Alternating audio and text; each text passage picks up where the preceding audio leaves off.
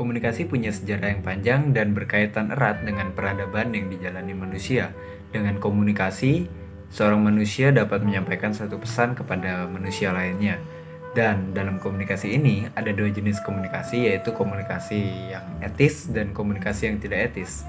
Dalam komunikasi yang tidak etis, seorang manusia dapat melukai, dapat merusak hubungan, dan juga mendukung sebuah konflik yang kemudian terjadi dalam masyarakat.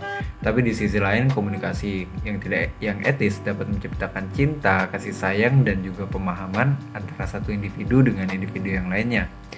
Setiap komunikasi disampaikan secara lisan, tulisan, visual, atau melalui media elektronik, dan terdiri dari konteks tujuan, cara, dan peristiwa. Komunikasi etis sendiri memerlukan pemahaman dari ketiga konteks tersebut sehingga dapat berjalan dengan baik. Apa yang hendak disampaikan atau tujuan dari komunikasi, bagaimana seseorang hendak berkomunikasi yang berkaitan dengan cara, dan hasil nyata dari komunikasi, yaitu konsekuensi itu sendiri, adalah fitur-fitur yang penting dalam komunikasi etis. Halo guys, ketemu lagi bareng aku Stefanus dari Prodi Ilmu Informasi dan Perpustakaan Angkatan 2019 Universitas Airlangga. Jadi seperti sebelumnya, aku di sini kali ini dapat tugas dari matkul Etika Pelayanan dari prodi yang aku tempuh.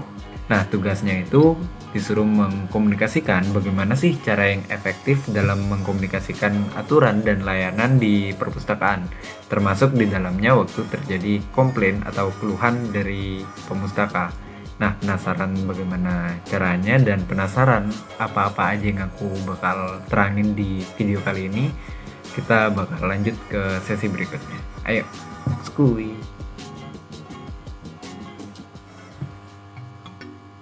Oke, jadi pertama aku bakal fokus di etika komunikasi. Karena sebagaimana yang kita tahu, komunikasi yang baik adalah komunikasi yang beretika. Gitu kan?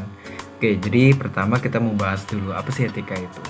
Nah, etika itu merupakan proses dan teori filsafat moral yang diterapkan di kehidupan keseharian manusia. Menurut Wahyuningsih pada tahun 2006, etika berpusat pada prinsip dasar dan konsep bahwa manusia dalam berpikir dan tindakannya didasari oleh serangkaian nilai-nilai.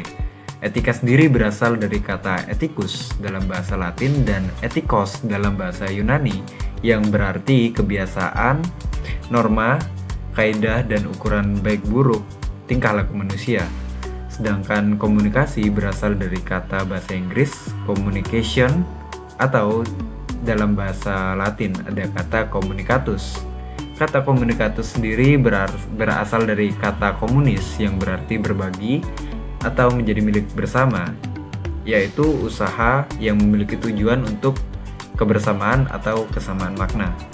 Jadi berdasar arti kata tersebut, etika komunikasi sendiri dapat disimpulkan sebagai kebiasaan, norma, nilai, kaidah, dan ukuran baik buruk yang diusahakan untuk memiliki tujuan kebersamaan dan kesamaan makna di tengah-tengah masyarakat. Oke, jadi kalau tadi kita udah ngomongin soal etika, komunikasi, dan etika komunikasi secara sekilas dan dengan definisi yang dimaksud, sekarang kita bakal ngomongin lebih dalam lagi soal etika komunikasi. Jadi pertama kita bakal ngomongin apa sih itu komunikasi. Oke, komunikasi adalah sebuah tindakan yang berpusat pada sebuah pilihan dan bagaimana seorang individu dapat merespon sesuatu yang ada di dalam lingkungan di mana dia ada. Dalam interaksi sehari-hari misalnya, saat seseorang memiliki beberapa hal dalam interaksinya, beberapa hal ini kemudian disebut sebagai hak pilihan moral. Hak pilihan moral itu adalah beberapa pilihan yang bisa dipilih dengan bebas oleh seorang individu tanpa tergantung oleh apapun. Nah, dalam menanggapi hak pilihan moral, ada banyak faktor yang dapat mempengaruhi bagaimana seseorang bisa menanggapi hak pilihan moral tersebut. Pertama, ada faktor budaya lingkungan. Terus yang kedua ada faktor adat istiadat.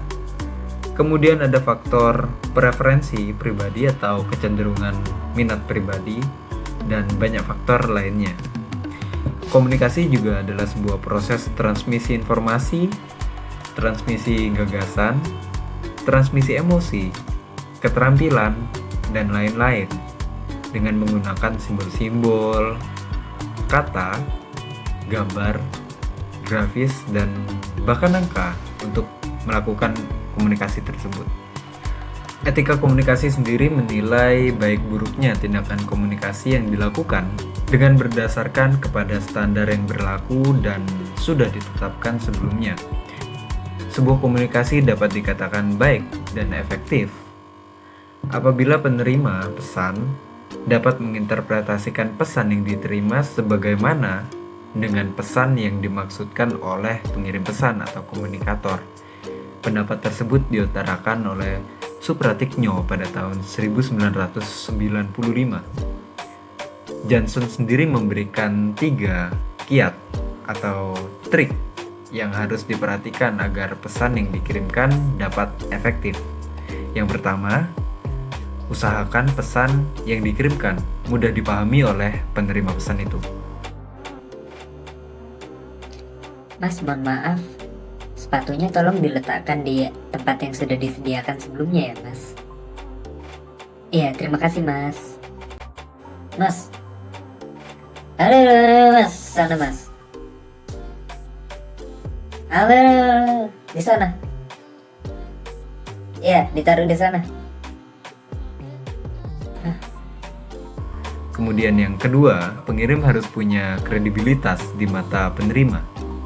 Dan yang ketiga atau yang terakhir, umpan balik yang harus diberikan harus berpengaruh kepada penerima informasi.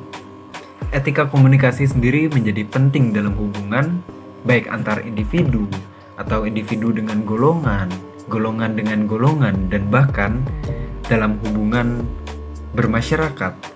Etika komunikasi ini penting.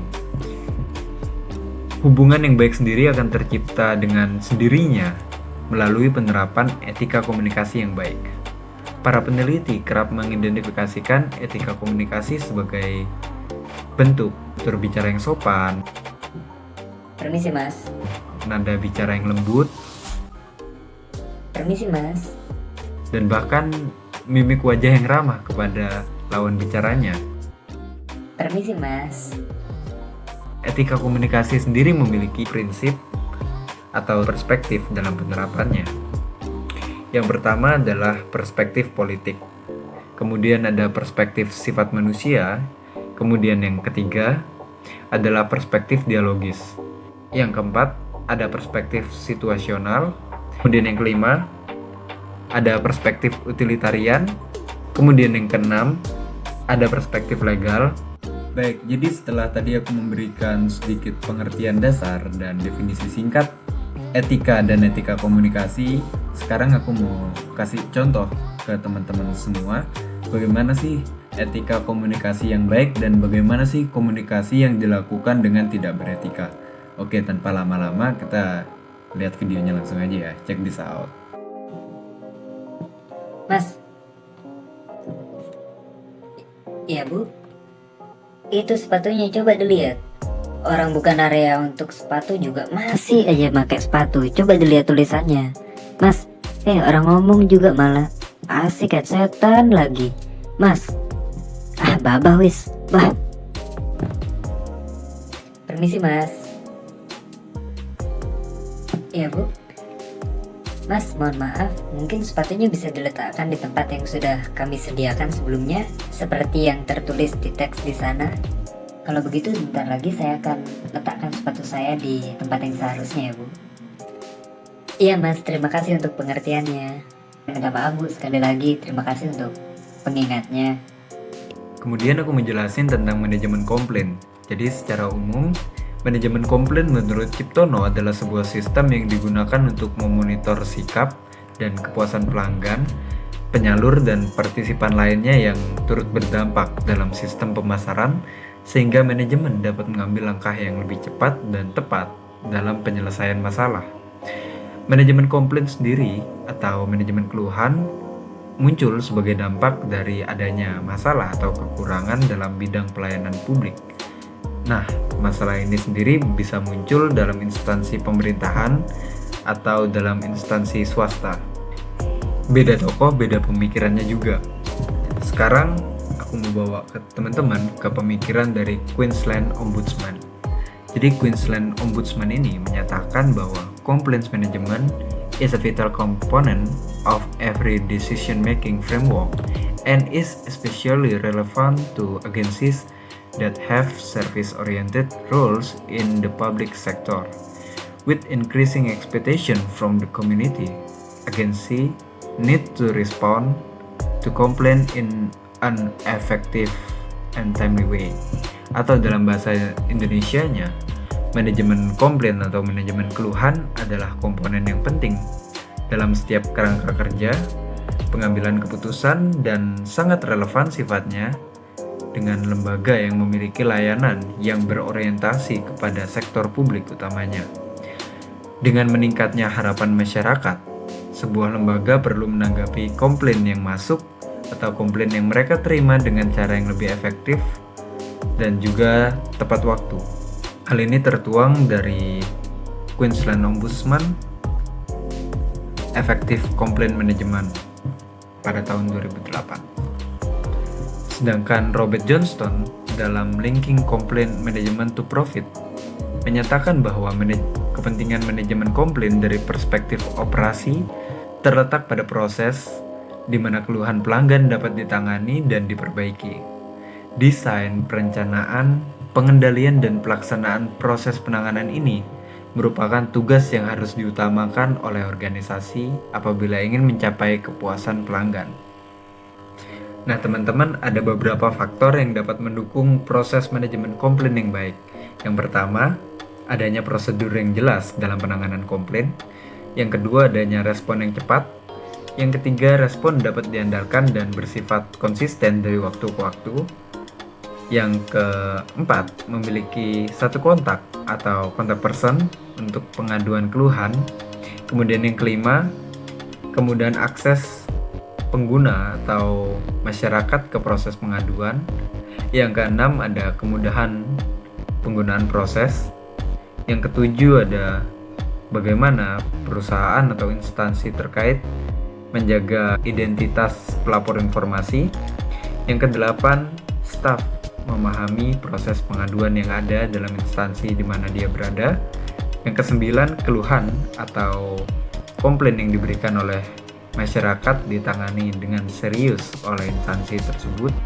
Yang ke-10, karyawan yang kerja dalam instansi tersebut mampu menangani situasi dengan baik dan optimal. Yang ke-11, memiliki tindak lanjut pemeriksaan pelanggan setelah resolusi tercapai. Jadi di sini pelanggan yang mengajukan keluhan tetap di follow up bahkan setelah resolusi dari komplain tersebut tercapai. Kemudian yang terakhir, yang ke-12, penggunaan data penting sekali untuk dilakukan untuk keluar atau mengatasi masalah yang ada. Menurut saya pribadi, 12 faktor tersebut harus diterapkan perpustakaan dalam hal ini sehingga keluhan yang ada dapat ditangani dengan baik dan citra perpustakaan utamanya dapat terjaga di mata masyarakat sehingga masyarakat tetap dapat melihat perpustakaan sebagai sebuah lembaga informasi yang kredibel, sebagai sebuah lembaga informasi yang kuat, dan sebagai sebuah lembaga informasi yang dapat diandalkan bagi masyarakat dalam mencari informasi. Dan utamanya kita juga harus mementingkan kepuasan pemustaka dalam hal ini sehingga mereka tidak beralih ke layanan informasi yang lainnya. Oke, jadi demikian penjelasan yang bisa aku sampaikan soal etika, soal komunikasi, soal etika komunikasi, soal manajemen komplain dan pengertiannya secara singkat tadi, dan juga berbagai macam faktor yang dapat mendukung proses manajemen komplain yang baik. Perhatian, pengumuman ini ditujukan kepada para pemustaka yang terhormat. Apabila Anda memiliki keluhan atau ketidaknyamanan yang berkaitan dengan perpustakaan, Anda dapat menghubungi saya, Stefani, secara langsung, atau dapat menghubungi nomor yang tersedia pada bagian depan ruangan. Terima kasih untuk perhatiannya. Manajemen komplain yang dilakukan dan menjadi sarana evaluasi bagi suatu perusahaan atau organisasi sudah selayaknya juga dilakukan dengan cepat dan tetap mempertimbangkan kepuasan pelanggan sehingga pelanggan selalu merasa nyaman dan puas ketika menggunakan layanan dari organisasi tersebut. Demikian yang bisa aku sampaikan di kesempatan hari ini. Semoga kita dapat bertemu di kesempatan selanjutnya. Terima kasih telah menonton video ini dari awal hingga akhir, dan semoga ilmu yang ada di sini bisa teman-teman terapkan pada kehidupan teman-teman sekalian. Terima kasih banyak. See you.